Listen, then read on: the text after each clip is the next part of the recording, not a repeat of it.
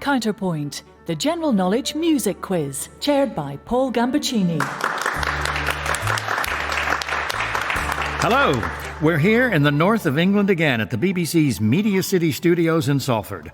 A small but attractive, socially distanced audience is here to support three more music lovers who hope their musical knowledge will take them through to the semi-finals of our 35th series.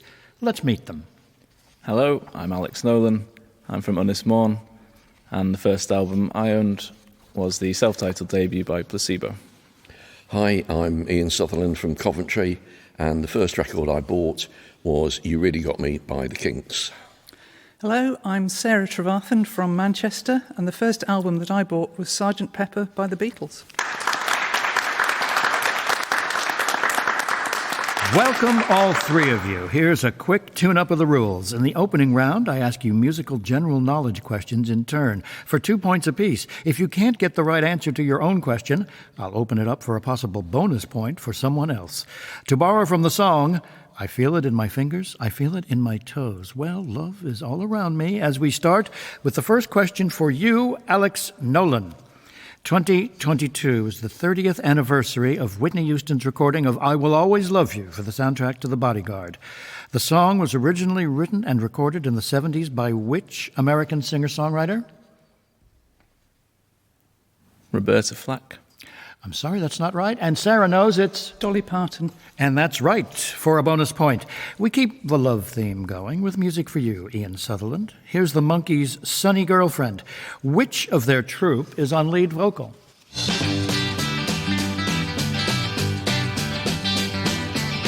owns and operates her own sunshine factory. Oh, painting smiles on dolls and then on me.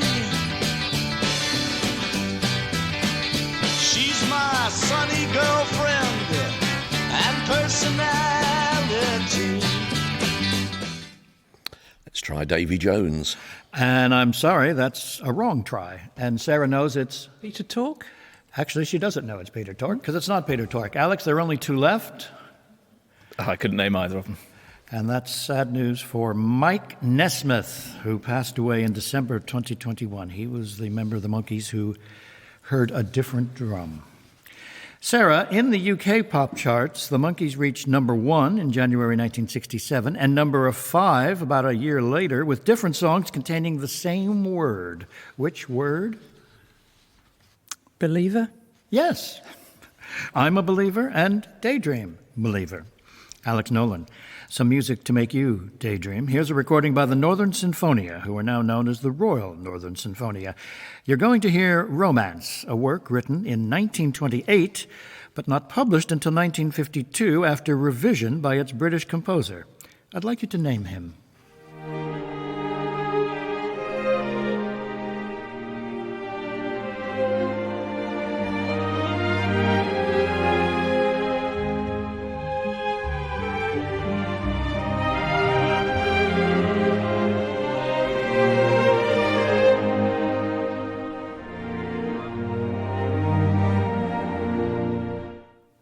Gerald Finzi. That's right, for 2 points. Ian Sutherland. A romantic pairing in the Shakespeare comedy Much Ado About Nothing was the inspiration for which opera by Hector Berlioz? No, can't get that one. And Sarah thinks it's Beatrice and Benedict. for the bonus point. And Sarah, here is your own question. Your next piece of music is from Kenneth Branagh's 1993 film version of Much Ado About Nothing. The composer is Patrick Doyle, but can you name the British actress narrating? Sigh no more, ladies. Sigh no more. Men were deceivers ever. 1 foot in sea and 1 on shore. To one thing, constant never. Emma Thompson. That's right. That was Emma Thompson for 2 points. Alex Nolan. The British band T'Pau had hits with China in Your Hand and Valentine. The group are named after a character in a popular science fiction series. Can you name it and tell me the humanoid species to which the character T'Pau belongs? Star Trek and Klingon. Star Trek for 1 point. Klingon is wrong. Sarah knows it's Falcon. yes for the bonus point. More music for you, Ian Sutherland. 2022 is the 90th anniversary of this work by Olivier Messiaen. It was written by the French composer as a wedding present for his first wife, the violinist Claire Delbos. What's its title?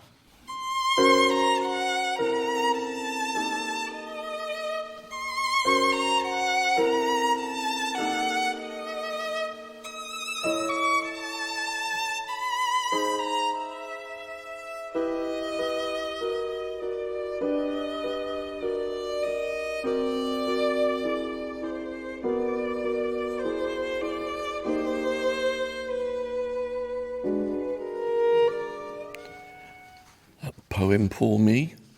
Oh, I'm sorry, that's not it. Does anyone know that piece? Alex thinks it's... Chanson d'amour. No, I'm sorry, it's not. And Sarah's not even going to try from the hundreds of thousands of other titles it might be. But it actually is Theme and Variations. Sarah, from a wedding present, we turn to the indie rock group The Wedding Present.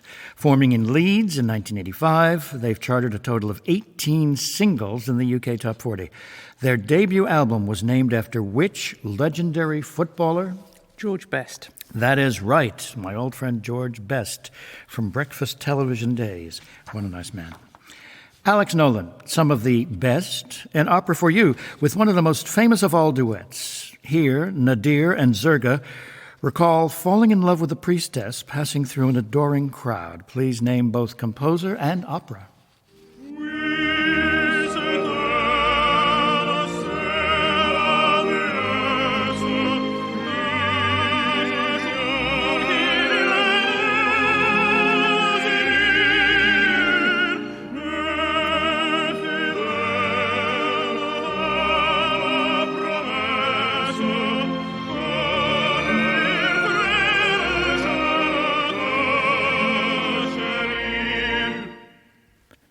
Aida by Verdi. I'm sorry, that's not it. And Ian knows it's... I think it's Puccini, but I'm not sure of the opera. Well, actually, you think incorrectly. So, Sarah, do you want to guess? It was from The Pearl Fishers by Bizet, and we heard Enfant d'un temps passant by Jussi Björling and Robert Merrill. Ian Sutherland, the soprano Nadine Benjamin, became an MBE in the 2021 birthday honors for services to opera. Her critically acclaimed 2019 album, Emergence, features the pianist Nicole Panizza. It includes the tracks Nature, The Gentlest Mother, Till It Has Loved, and other musical settings of the works of which 19th century American poet? Emily Dickinson. That's right, for 2 points. We end this round with music for you, Sarah. You're about to hear just the one I've been looking for, a song recently used to advertise a well-known make of car. In the 60s, Stax Records promoted the singer as the philosopher of soul. After you've heard him philosophize, I'd like you to tell me his name.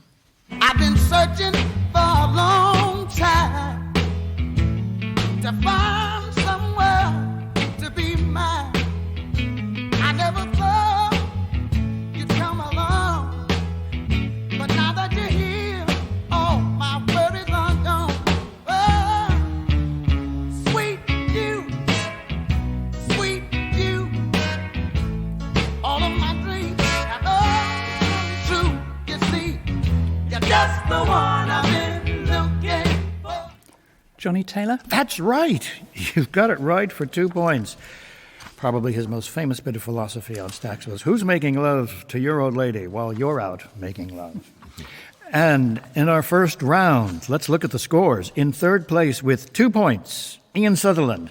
Lying second with 3 points, Alex Nolan. And in the lead with 11 points, it's Sarah Trevarthan.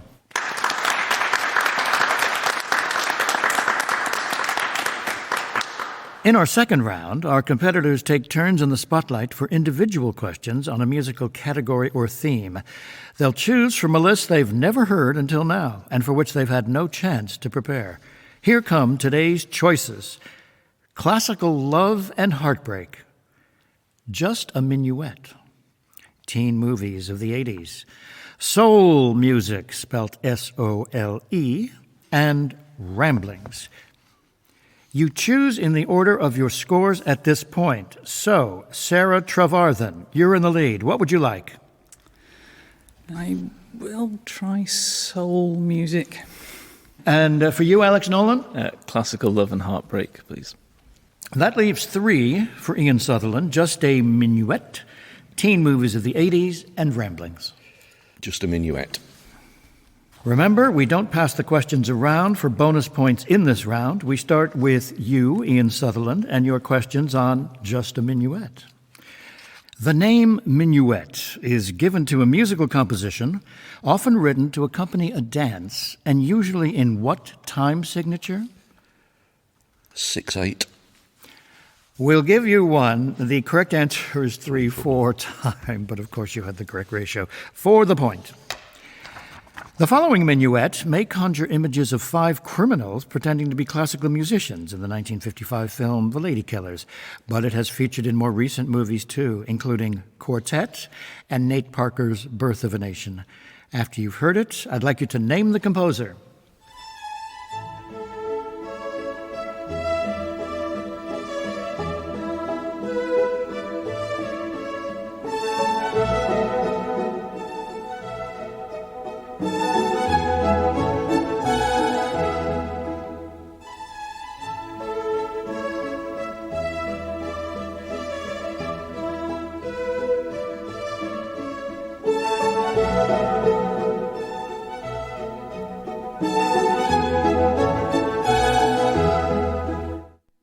Mozart. I'm sorry, you followed the counterpoint rule. When in doubt, say Mozart, but unfortunately that rule is out of bounds right now because it was Boccherini. Dennis Wilson, not the Beach Boy, composed several themes for classic TV series and sitcoms. In the 70s, inspired by Boccherini and a Beethoven minuet, he worked with the Aeolian Quartet to provide the music for which comedy series? No idea. Fawlty Towers.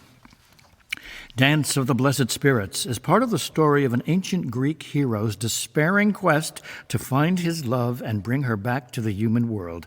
After the spirits have danced, I'd like you to name this opera.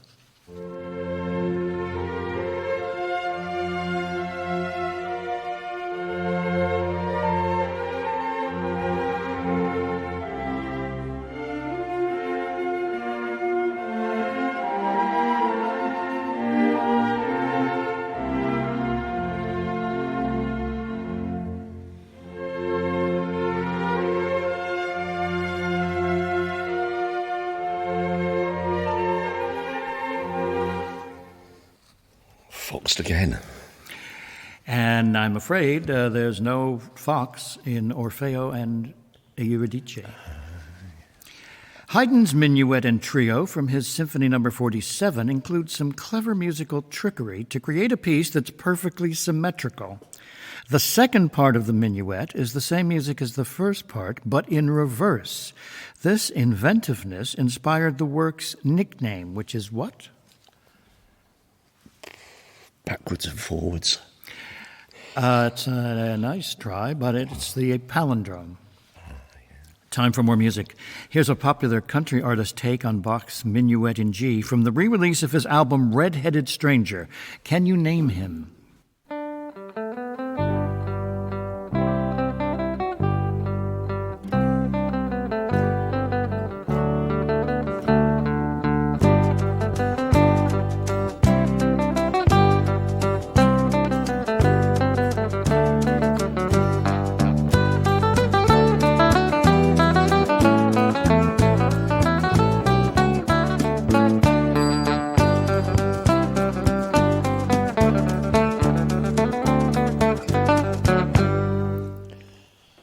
No, I can't. That was Willie Nelson. Perhaps difficult to recognize him without his singing voice. The Polish composer Paderewski's Minuet, written in 1887 in the style of Mozart, became a very popular piano tune. Away from his musical career, to which prominent position was Paderewski appointed in 1919? I believe he became the Prime Minister of Poland. Correct, for 2 points. And Ian Sutherland, in your round of Just a Minuet, you've scored 3 points, added to your previous 2, for a total of 5 points.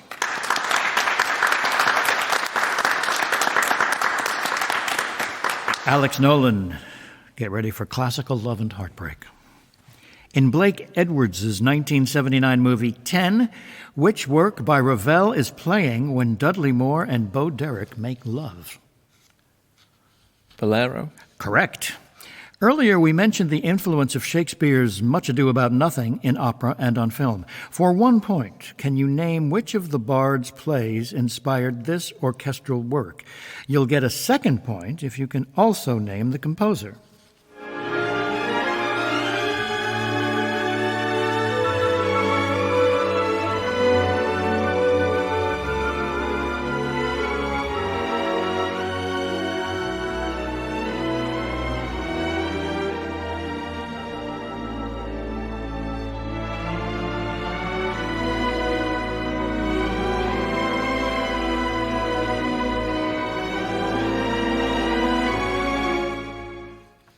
Romeo and Juliet and Tchaikovsky. That's right, for 2 points. Found among Beethoven's personal effects after his death was a love letter addressed to a person whose identity remains unknown. The letter is often referred to by what 3 words? I don't know. The Immortal Beloved. Music again. This is from an opera set in Cornwall that encompasses both love and heartbreak. What's the title?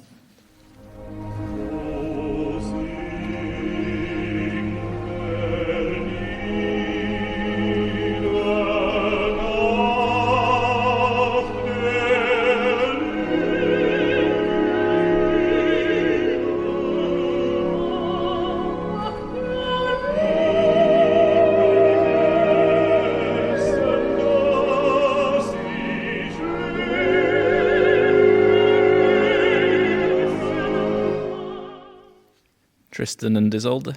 That is correct, for 2 points. In 1984, Dance Theater of Harlem co-founder Arthur Mitchell gave an old Adolphe Adam ballet a uniquely American twist. He moved the setting from medieval Europe to an Afro-Creole community in 1840s Louisiana. It's the story of a young woman who loves to dance, but is betrayed by the one she loves and dies from that heartbreak. What's her name? Sylvia. Oh, I'm sorry, it's Giselle. For your next extract, here's a famous aria from a scene in a Bellini opera where a high priestess sings for peace. She's fallen in love with one of the enemy and secretly hopes no war will be fought so that her lover will be safe. What's the name of the priestess and who or what is she addressing?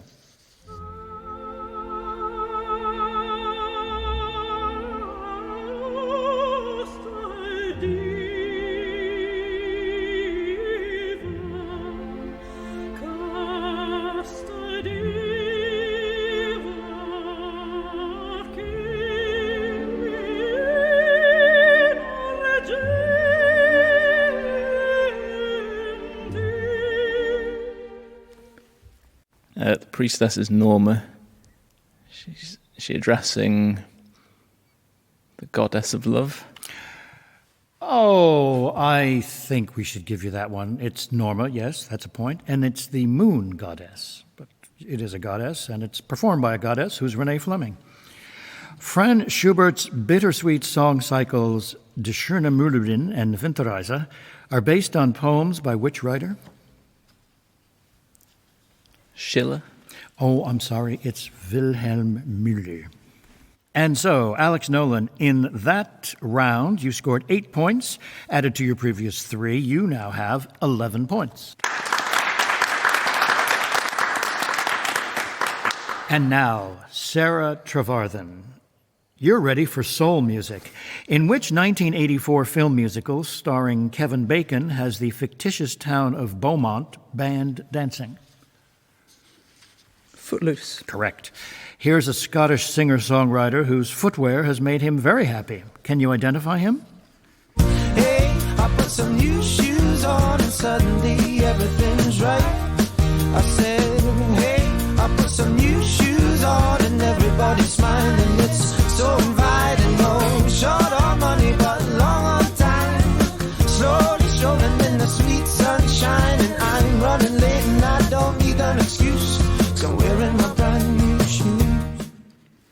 Paolo Nutini. That's right, for 2 more points.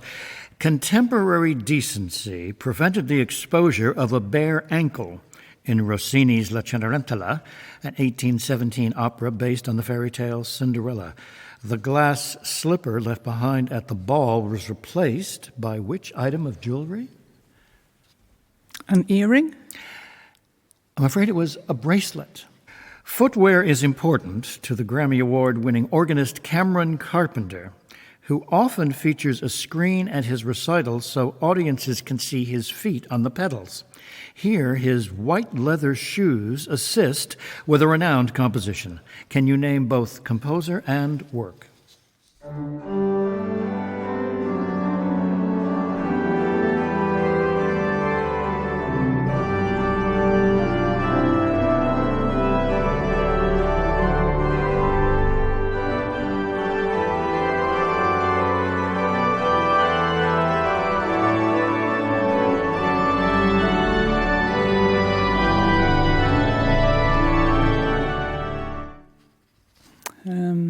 Bach? Yes? The Coffee Cantata. I'm sorry, it's Goldberg Variations number 30. I won't tell Glenn Gould. Written by Lee Hazelwood and recorded by Nancy Sinatra in 1966, which #1 hit song begins with the line, "You keep saying you got something for me"? These boots are made for walking. And that's just what I'll do. Into the next question. Congratulations on your 2 points. Music again. Here's Paul Simon's Diamonds on the Soles of Her Shoes from his 1986 album Graceland. When you've heard it, I'd like you to name the South African choral group providing guest vocals. People say I'm crazy, I got diamonds on the soles of my shoes, yeah. Well, that's one way to lose these walking blues.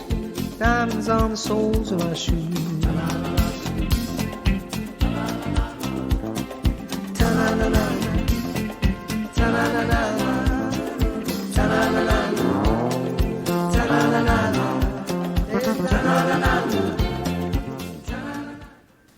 Ladysmith Black Mbazo. That's correct for 2 points. And finally in this round, which recent musical with lyrics and music by Cyndi Lauper and book by Harvey Fierstein tells the story of a shoe factory owner's partnership with a drag queen called Lola? Kinky Boots. That is correct. 2 more points. You certainly put your best foot forward with that round. You scored 11 points. Added to your previous 11, you now have 22 points. After the individual round, here are the scores. Lying third with 5 points is Ian Sutherland. In second place with 11 points, it's Alex Nolan. And our leader with just 1 round to go with 22 points, which often is a winning score in itself, is Sarah Trevarthan. It's on the button in the quick-fire final round, and things can change quickly. A correct answer wins you 1 point, but you lose a point if you flash in and fail to answer correctly. There are no bonuses. Fingers poised. Here we go. According to the Candy Staton song, what should young hearts do? And Alex says? Run free. Yes. Which great composer married Constance Weber? And Sarah says? Mozart. For the point. The cover of which pulp album features a wedding photograph? And Alex says? Different class. He's correct. A trio of fruits cause passion. In which satirical opera and Alex says? Love for 3 Oranges. I didn't even have to say Prokofiev. The award-winning song Up Where We Belong by Joe Cocker and Jennifer Warnes features in which 1982 film, Sarah? An Officer and a Gentleman. Yes. Which Queen song shares its title with a 1928 novel by Graham Greene? It's Brighton Rock. With whom did Lionel Richie duet on the 1981 song Endless Love? Sarah. Diana Ross. Yes, based on a 1990 film. Which recent musical features a wealthy businessman called Edward and a prostitute called Vivian? And Sarah says... Pretty Woman. Oh, yes. Which Cheshire-born composer's best-known works include Holy Boy, Sea Fever, and Alex Nolan says... John Ireland. Yes. In 1970, Shirley Bassey recorded a hit version of which George Harrison song? Sarah. Something. Something in the way you responded gets you the point. The pop video of which Adam and the Ants song features Diana Dors, and Sarah says... Prince Charming. Yes. Little Red Riding Hood and Puss in Boots are wedding guests in which Tchaikovsky ballet? And Alex says... Swan Lake. No, it's Sleeping Beauty, -1. Which Manchester band share their name with a French novel published in 1950? And Sarah says... The Fall. That's right. It's Le Chute. Holst's tone poem, Egdon Heath, is a homage to which British novelist? And Alex says... Thomas Hardy. Yes. According to Katie Mellua's song, there are 9 million bicycles in... And Alex says... Beijing. Yes. The Bill Forsyth film Gregory's Girl stars which singer from the Scottish band Altered Images? Sarah? Claire Grogan. Yes, that's right. Which Spandau Ballet love song was inspired by Gary Kemp's crush on Claire Grogan? Alex? True. That much is true. Which Puccini opera features the love duet O Soave Fanciulla? Alex?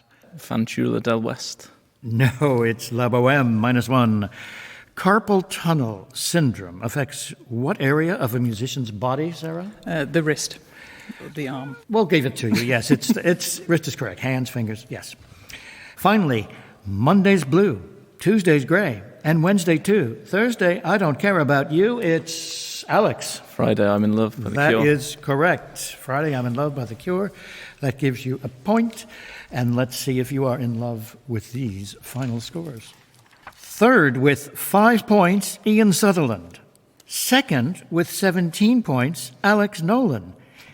And our winner with 31 points is Sarah Trevarthan.